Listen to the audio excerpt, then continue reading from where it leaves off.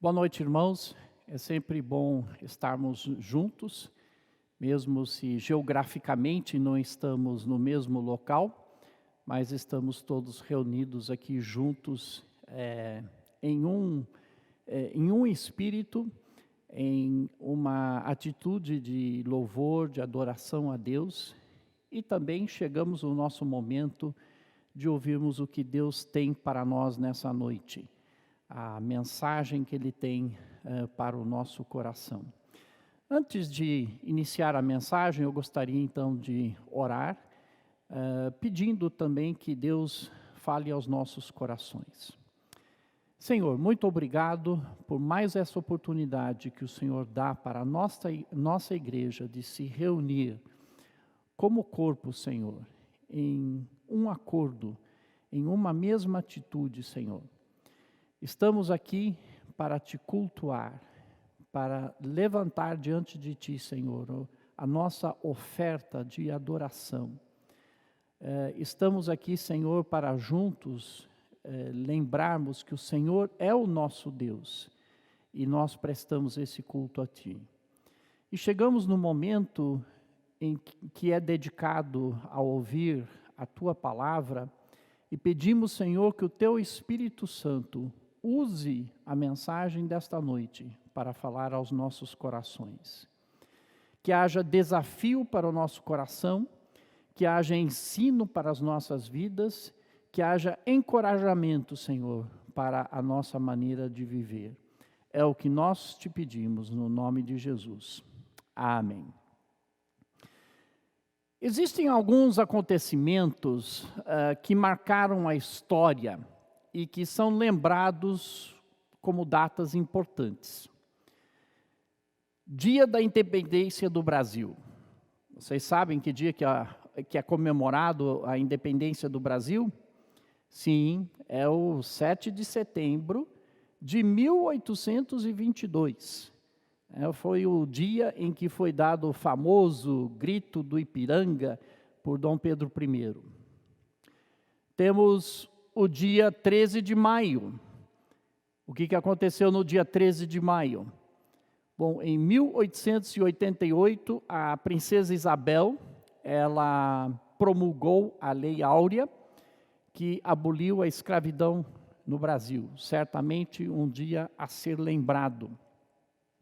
Nós temos o que ficou conhecido como o Dia D. O Dia D foi o dia 6 de junho de 1944, quando as forças aliadas invadiram a Normândia, no norte da França, e esse dia marcou uma virada na Segunda Guerra Mundial e permitiu, então, que pouco tempo depois, cerca de um ano depois, alguns meses, quase um ano depois, a Segunda Guerra Mundial chegasse a um fim, o dia D. Temos também o dia em que o primeiro homem pisou na Lua, e eu me lembro disso.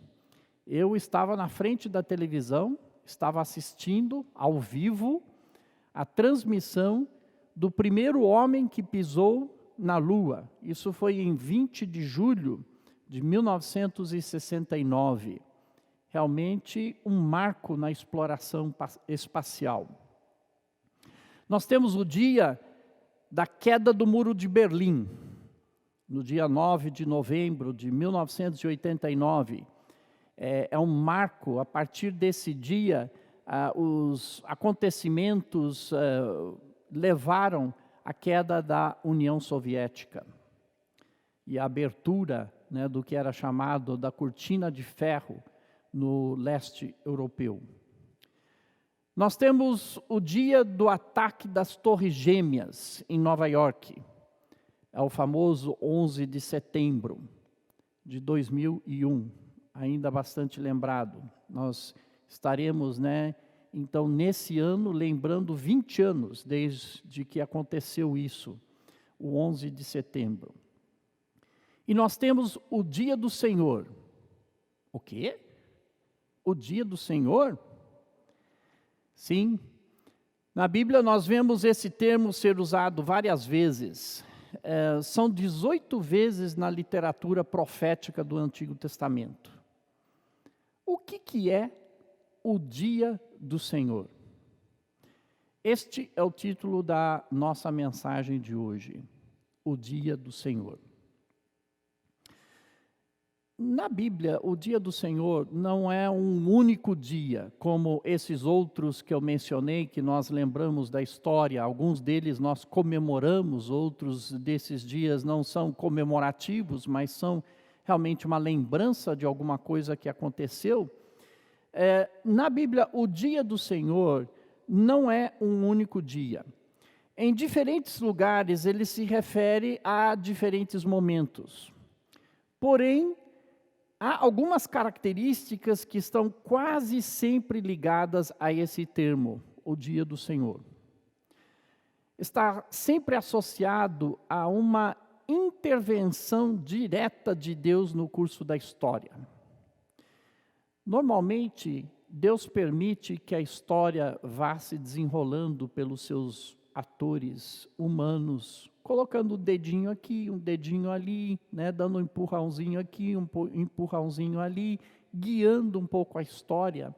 Mas o dia do Senhor é uma coisa muito mais enfática, e é uma intervenção direta de Deus na história, no curso da história. Essa intervenção que é feita dessa maneira e que é chamada do dia do Senhor, ela é sempre acompanhada de muito transtorno, de acontecimentos caóticos, drásticos, que quebram o desenrolar da história normal. Está sempre também associada ao julgamento de Deus. Deus intervém dessa maneira na história, porque ele precisa realizar um julgamento de um povo ou de uma situação. Então, o dia do Senhor é algo de bastante sério, não acontece com tanta frequência e é sempre associado, então, com muito transtorno com o julgamento de Deus. A literatura profética, como é o livro do profeta Joel, e esse é o livro que nós vamos estudar hoje na nossa série, que estamos estudando sobre todos os livros da Bíblia. Hoje nós vamos falar um pouco sobre o livro do profeta Joel, que é literatura profética. E a literatura profética, ela está cheia de linguagem figurada. Ela usa muito a linguagem figurada. Essa linguagem figurada, ela sempre é uma linguagem forte, que mexe bastante com as nossas emoções. Então, a escolha das palavras são feitas para causar um impacto e para mexer com as nossas emoções. É também uma literatura poética, muitas vezes. Além de ser profética, ela é poética, usa linguagem figurada de uma maneira poética. O dia do Senhor é frequentemente acompanhado com essa linguagem de batalha. O vocabulário que é usado é um vocabulário de batalha. Guerra é algo que traz um transtorno muito grande para os países e para a vida dos cidadãos desses países. Nós nem imaginamos o que seja isso, porque, graças a Deus, felizmente, nós somos abençoados aqui no Brasil. Não temos tido, na história recente, nenhuma guerra que acontecesse aqui em solo brasileiro. A nação não foi transtornada pela guerra, os indivíduos, os cidadãos aqui do Brasil, não tiveram que viver num cenário de guerra. Mas nós temos guerras acontecendo em vários lugares do mundo, e as pessoas que vivem essas situações de guerra sempre relatam coisas impressionantes, transtornos inacreditáveis que acontecem nesses momentos de guerra. E esses trechos que falam sobre o dia do Senhor usam bastante esse vocabulário de guerra, de batalha. Várias vezes também, quando se fala do dia do Senhor, se usa muito a imagem de escuridão. Aqui em Joel, que nós vamos estudar agora nessa noite, vemos um período de escuridão seguido de luz, mais tarde. Escuridão seguido de luz. Obviamente que a escuridão fala de tempos assim muito difíceis, com falta de esperança, com muitos problemas acontecendo, então é um período escuro.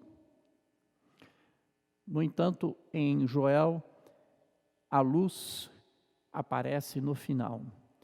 Possivelmente isso seja um paralelo com o próprio dia judaico. Estamos falando do dia do Senhor. O dia judaico, diferentemente do nosso, o dia começa ao pôr do sol.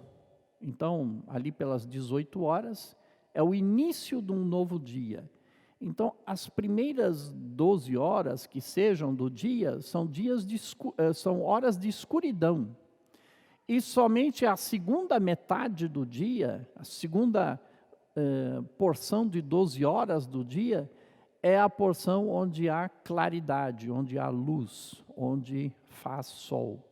Então, o dia, de acordo com o costume judaico, o dia judaico começa com escuridão e termina com luz. E é isso que nós vemos aqui no livro de Joel, que fala sobre o dia do Senhor. Eu falei que o dia do Senhor não é um único dia. Essa expressão ela é usada para diferentes acontecimentos na Bíblia. Eu vou dar alguns exemplos. A queda de Jerusalém, em Lamentações e aqui mesmo em Joel, o dia do Senhor se refere à queda de Jerusalém. Mas em outros lugares se refere à queda da Babilônia, como no livro de Isaías. Aqui, no livro de Joel, ele se refere também a uma praga de gafanhotos como nunca visto antes. Vagas de gafanhotos que passam pelo país e que comem quase tudo que vem à frente, isso é comum nessa região do mundo. Mas essa praga de gafanhotos que é relatada aqui em Joel, é uma como nunca visto outro, é uma praga assim muito pior do que todas as outras que tivessem existido anteriormente. E é chamado então, essa situação, essa praga que aconteceu é chamada do dia do Senhor. O Pentecostes também, no livro de Atos, está relacionado com o dia do Senhor. E o dia do Senhor também, no Novo Testamento, está relacionado tanto com a primeira vinda de Jesus, como com a segunda vinda de Jesus. Então, isso só para dar para a gente um pano de fundo, para entender o que a Bíblia quer dizer quando fala em o dia do Senhor. Mais especificamente agora no livro de Joel, que nós estaremos estudando nessa noite, eu quero dar um pouco de pano de fundo do livro de Joel e depois nós vamos tirar alguns ensinamentos do livro. Primeiramente, o autor é Joel, o profeta Joel. Não sabemos muita coisa sobre ele, e até a data em que foi escrita essa profecia, ela é incerta. O que nós podemos ter certeza é que ela foi escrita durante o período em que o reino era dividido, quer dizer, depois da época de Salomão, porque os 3 primeiros reis de Israel, Saul, Davi e Salomão, foi uma época em que o reino esteve unido, todas as tribos estiveram juntas. Depois de Salomão, então, houve uma divisão em 2, nós tínhamos o reino do norte, que continuou a se chamar Israel, e o reino do sul, que passou a ser chamado Judá. E foi durante esse período, antes do povo ser levado para o cativeiro, que Joel escreveu. Não se sabe exatamente em que ponto, mas a maioria dos estudiosos crê que ele foi um dos primeiros profetas menores. Então, foi num período ainda cedo do reino dividido em que ele escreveu. O livro tem 3 capítulos, e como nós não vamos ler todos os 3 capítulos, eu gostaria de dar simplesmente um esboço do livro, porque isso vai nos ajudar a ver do que trata o livro, qual é o tema do livro, como que estão acontecendo as coisas, para depois, quando a gente tirar algumas lições, entendermos como isso se insere no livro de Joel. No primeiro capítulo, dos versículos 1 a 12, é uma narração, uma narração de uma invasão de gafanhotos. Gafanhotos que invadiram, como eu mencionei anteriormente, uma invasão como nunca vista antes. Agora, existem diferenças de opinião sobre se esses gafanhotos são literais, se era realmente uma invasão de gafanhotos, ou se é figurativo, se está, na verdade, falando sobre exércitos estrangeiros que estavam invadindo o país. Mas, na verdade, isso não faz muita diferença para o que nós estaremos estudando. Vamos imaginar que tenha sido literal. Dos versículos 13 a 14 do capítulo 1, temos uma convocação para jejum e arrependimento. E o versículo 15 afirma que o dia do Senhor está próximo. Temos uma invasão de gafanhotos, o povo é convocado para jejum, arrependimento e um anúncio de que o dia do Senhor está próximo. Dos versículos 16 ao 20, nós vemos mais descrição sobre essa calamidade que foi a invasão dos gafanhotos, para terminar o capítulo 1. No capítulo 2, dos versículos 1 a 10, nós temos o dia do Senhor está chegando, está próximo. Ele fala do futuro, ele fala como que esse dia ainda não chegou, mas está chegando. O julgamento de Deus está chegando. E essa leva de gafanhotos, apesar de ter sido a pior que já existiu, é só o começo do que vai acontecer. Então, é um aviso de um tempo bastante difícil, de uma situação calamitosa para o povo. No versículo 11, o Senhor está à frente desses gafanhotos. É como se ele fosse o general desse exército de gafanhotos. E ele usa os gafanhotos como um castigo contra o povo de Judá.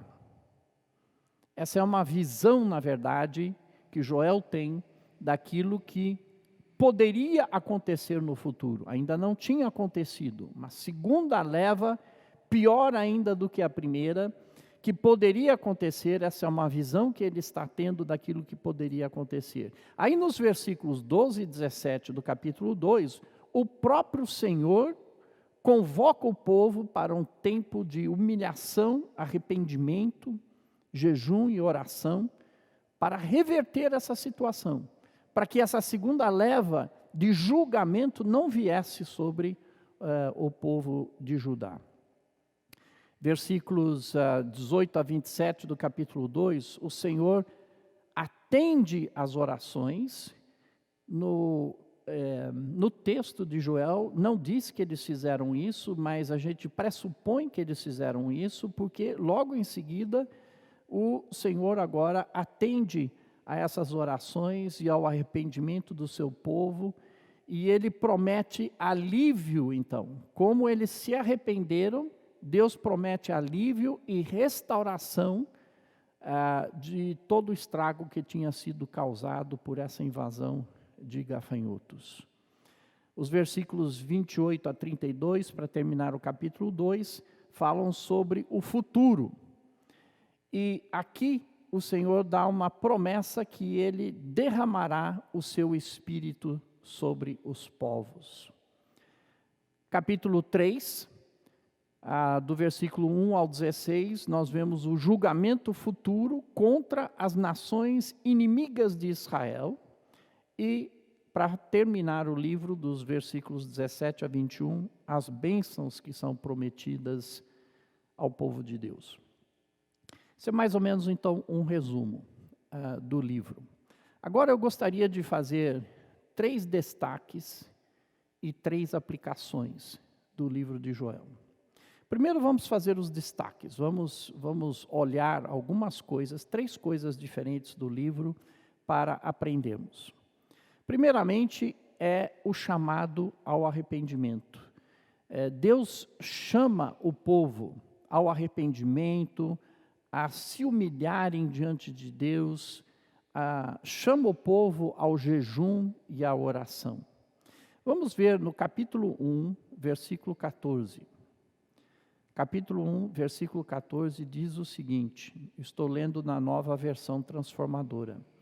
Convoquem um tempo de jejum, juntem o povo para uma reunião solene, tragam os líderes e todos que habitam na terra para o templo do Senhor seu Deus, e ali clamem a Ele. E depois no capítulo 2, versículos 12 a 17, diz o seguinte: por isso o Senhor diz, voltem para mim de todo o coração, venham a mim com jejum, choro e lamento. Não rasguem as roupas em sinal de tristeza, rasguem o coração, um coração quebrantado. Voltem para o Senhor seu Deus, pois Ele é misericordioso e compassivo, lento para se irar e cheio de amor. Está sempre pronto para voltar atrás e não castigar. Quem sabe Ele mude de ideia e lhes envie bênção em lugar desse castigo. Talvez possam apresentar ofertas de cereal e vinho ao Senhor seu Deus, como faziam antes. Toquem a trombeta em Sião, convoquem um tempo de jejum, juntem o povo para uma reunião solene, reúnam e consagram todo o povo, os anciãos, as crianças e até os bebês. Chamem o noivo de seu aposento e a noiva de seu quarto. Que os sacerdotes que servem na presença do Senhor chorem entre o pórtico do templo e o altar. Que façam esta oração: poupa teu povo, Senhor. Não permitas que a nação que pertence a ti se torne objeto de zombaria. Nós vemos na Bíblia que Deus está constantemente chamando o seu povo ao arrependimento, tanto no Antigo quanto no Novo Testamento. O reconhecimento de nosso pecado e do julgamento justo de Deus por causa desse pecado pode nos poupar o julgamento que nos aguarda. Então, a primeira coisa que nós precisamos aprender é que quando estamos numa situação onde estamos andando fora dos caminhos do Senhor, Ele nos chama ao arrependimento, Ele nos chama de volta para Ele, Ele nos chama ao arrependimento, e Ele espera então que mudemos de comportamento para que Ele não tenha que trazer julgamento sobre nós. Segundo destaque que eu gostaria de fazer é que o Senhor promete restauração. Para aqueles que ouvem o chamado de Deus ao arrependimento, Ele promete restauração. Mesmo quando a situação está transtornada, caótica, e que o futuro parece ainda mais sombrio, quando nos voltamos para Deus, Ele, em sua misericórdia, Ele nos restaura. Você pode achar que a situação está além do que é possível restaurar. Mas Deus é o que se especializa na restauração das pessoas. Eu não sei em que situação você se meteu, em que situação você se colocou por causa da sua decisão de andar fora dos caminhos do Senhor. Você pode ter se colocado em situações muito difíceis, mas há esperança. Porque quando nós voltamos para Deus, confessamos o nosso pecado, estamos arrependidos pelo que fizemos, Ele está lá para nos restaurar e Ele promete nos restaurar. Ele transforma as trevas em luz e restaura a esperança. O terceiro destaque que eu gostaria de trazer é que o Senhor promete o seu Espírito. Eu guardei esse destaque por último, e esta passagem que vamos ler juntos aqui, fará uma ponte com a mensagem da semana que vem. O Senhor promete o seu Espírito. Nós vamos fazer uma leitura do capítulo 2, versículos 28 a 32. Capítulo 2, versículos 28 a 32. Então, depois que eu tiver feito essas coisas, derramarei meu Espírito sobre todo tipo de pessoa. Seus filhos e suas filhas profetizarão, os velhos terão sonhos e os jovens terão visões. Naqueles dias derramarei meu Espírito até mesmo sobre servos e servas. Farei maravilhas nos céus e na terra, sangue e fogo e colunas de fumaça. O sol se escurecerá. Aí nós estamos vendo um pouco daquele caos, né, do dia do Senhor, né? O sol se escurecerá, a lua se tornará vermelha como sangue, antes que chegue o grande e terrível dia do Senhor. Mas todo aquele que invocar o nome do Senhor será salvo. Pois alguns no Monte Sião, em Jerusalém, escaparão, como o Senhor prometeu. Estarão entre os sobreviventes que o Senhor chamou. À época de Joel, o povo de Deus não tinha acesso ao Espírito Santo. No Antigo Testamento, o Espírito Santo vinha sobre algumas pessoas escolhidas a dedo por Deus para a realização de algumas tarefas específicas. Elas recebiam a sabedoria e a força do Espírito Santo. Porém, o Espírito Santo não permanecia nessas pessoas. Vemos isso, por exemplo, naqueles artesãos que foram escolhidos para a fabricação de tudo que envolvia o tabernáculo, na época de Moisés. Moisés foi instruído a chamar essas pessoas, e essas pessoas foram cheias do Espírito Santo para que pudessem fazer o tabernáculo segundo as especificações que Deus tinha dado para Moisés. Deus, aqui, ele faz uma promessa importante. Através de seu profeta Joel, ele diz de que num futuro não tão distante, isso mudaria. Que Deus derramaria o seu Espírito sobre todo tipo de pessoa. O Espírito Santo não mais seria o privilégio de poucos. Seria, né, quando viesse o cumprimento dessa promessa, seria para os filhos e as filhas, para os velhos e para os jovens, até para os servos e as servas. Isso é o que a gente vê nesse texto que nós acabamos de ler, né?